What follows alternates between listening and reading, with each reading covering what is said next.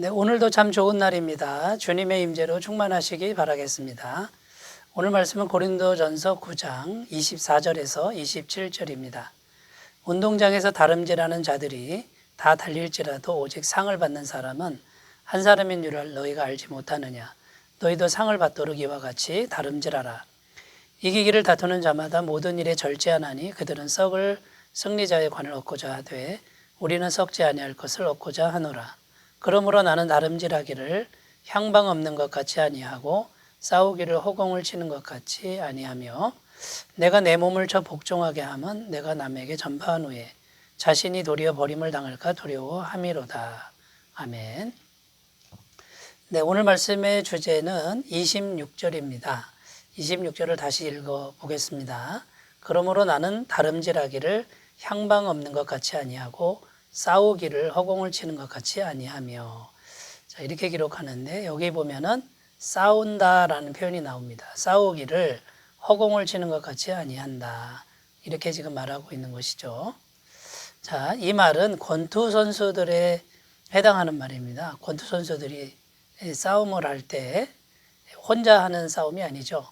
그리고 권투 선수들이 분명한 자신의 적을 알고 적을 정확히 응시하면서 싸워야 된다라는 그런 뜻입니다. 권투를 하면서 주먹을 향방 없이 방향 없이 던진다 그러면 어떻게 싸움에서 이길 수 있겠습니까? 그러니까 분명한 대적을 보고 싸울 줄 알아야 된다라는 것이 이제 오늘 말씀에 담겨 있는 그런 의미가 되겠습니다. 자, 이런 것처럼 우리의 신앙도 허공을 치는 신앙이 되면 안 되고 우리의 신앙도 싸움이 있는데 그 싸움은 아주 치열하다고 성경은 말합니다. 그런데 우리가 싸워야 될 대적이 분명히 무엇인지를 알고 싸워야 이길 수 있다라는 것입니다. 그래서 오늘은 우리가 우리의 신앙생활의 대적들, 우리와 맞서 싸우는 그 신앙의 적들은 어떤 존재들이 있는지 우리가 그것을 살펴보고 분명하게 그 대적을 우리가 인식한 후에 신앙의 싸움을 싸워나가는 이제 그런 계기가 되었으면 좋겠습니다. 첫 번째 우리 신앙의 대적은 사단입니다. 사단. 무엇보다 가장 분명한 대적이고 가장 강력한 대적이라고 할 수 있습니다. 원래 사단이라는 뜻이 대적자라는 뜻입니다. 대적한다. 이런 의미가 있는 것이죠. 사단은 우리나라 말로 마귀에 해당합니다. 마귀는 귀신들의 왕을 의미하는 것이죠. 사단도 귀신들의 왕입니다. 같은 뜻이라는 것이고요. 귀신들은 이 사단의 졸개들이라고 보시면 되겠습니다. 그래서 사단은 언제나 성도들을 공격하려고 혈안이 되어 있다고 성경은 증언하고 있다는 것입니다.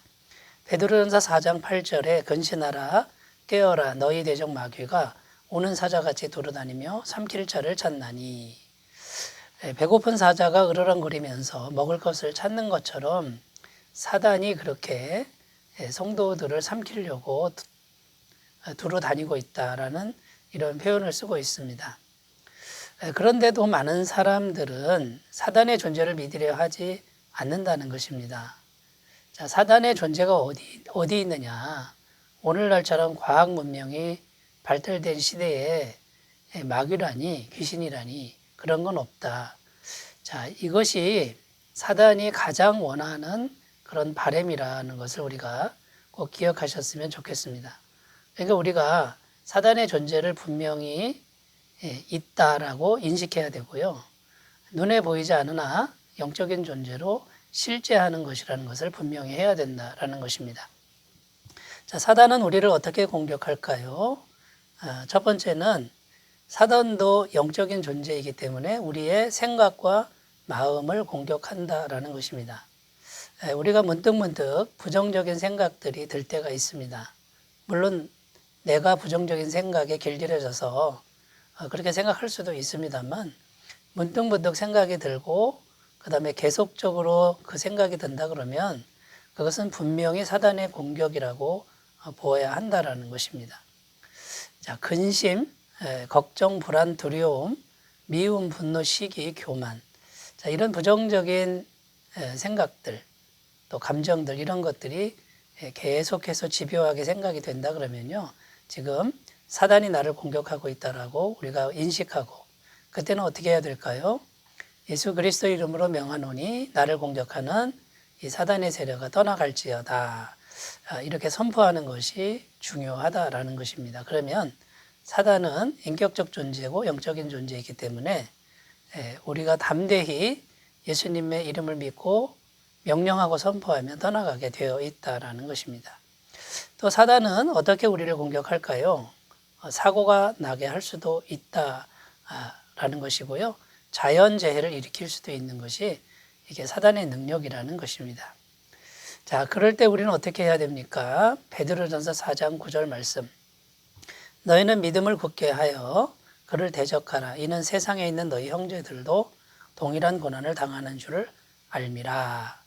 그러니까 사단의 공격이 있을 수 있습니다. 그러나 너무 심하게, 너무 지나치게 생각하지 말라는 거죠. 믿음을 굳게 하라. 그리고 분명하게 사단과 대적해서 맞서라는 거예요. 위축되거나 도망가지 말라라고 지금 말씀하고 있는 것입니다. 그리고 에베소서 말씀에서는 하나님의 전신갑주를 입으라 이렇게 권면하고 있습니다. 에베소서 6장 11절에서 12절 말씀은 마귀의 관계를 능히 대적하기 위하여 하나님의 전신갑주를 입으라.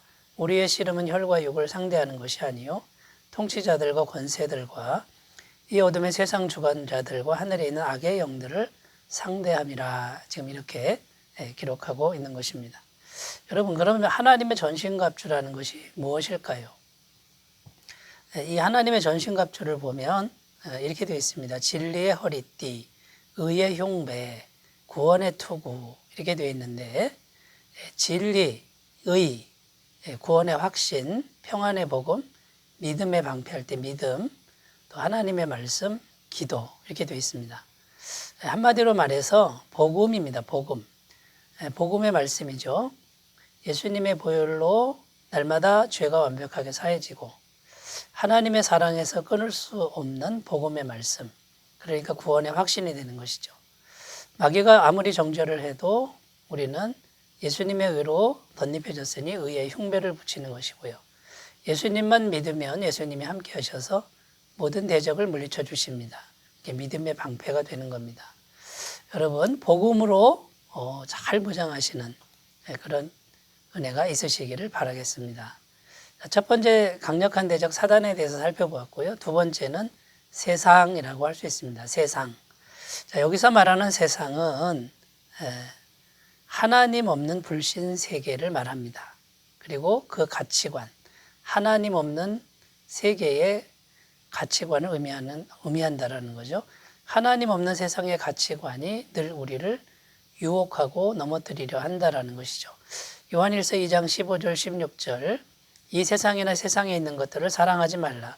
누구든지 세상을 사랑하면 아버지의 사랑이 그 안에 있지 아니하니 이는 세상에 있는 모든 것이 육신의 정욕과 안목의 정욕과 이생의 자랑이니 다 아버지께로부터 온 것이 아니요 세상으로부터 온 것이라. 육신의 정욕, 안목의 정욕, 이생의 자랑. 이 세상의 가치관들인데 마귀는 계속해서 이 세상에 대한 영광, 세상에 대한 것을 욕심을 내게 만드는 자 이런 것들이 말하자면 또 하나의 대적이 됩니다. 그래서 많은 신앙인들이 세상을 동경하고 세상의 가치관을 위해서 열심히 살게끔 만드는 것이죠. 여러분, 가룟 유다가 왜 주님을 배반했습니까? 가룟 유다는 돈이 주님보다 더 중요했습니다. 그래서 예수님을 돈을 받고 팔아버리죠. 그러니까 세상 가치관이 주님보다 더 소중하다라고 생각하게 만드는 이런 것들이 우리의 대적이라는 겁니다. 디모데후서 4장 10절에 보면 데마라는 인물도 세상을 사랑하여 세상으로 갔다 이렇게 기록하고 있는 것입니다. 그리고 또 세상 권력은요 교회를 무력으로 폭력으로 핍박을 합니다. 이것이 전부 세상이 하는 일들이라는 거죠. 그러면 우리는 어떻게 해야 되죠? 영적인 가치관을 분명히 해야 됩니다. 마태복음 6장 33절 너희는 먼저 그의 나라와 그의 의를 구하라. 그리하면 이 모든 것을 너희에게 더하여 주시리라. 하나님을 향한 가치관을 확실하게 먼저 세우라는 것이고요. 그리고 천국의 가치관을 확립해야 되는데 고린도후서 4장 18절에 보면 우리가 주목하는 것은 보이는 것이 아니요 보이지 않는 것이니 보이는 것은 잠깐이요 보이지 않는 것은 영원함이라. 자, 이제는 천국의 가치관은 무엇입니까? 보이는 이 세상의 가치관은 잠깐으로 여기고 안개처럼 여기는 것이고요.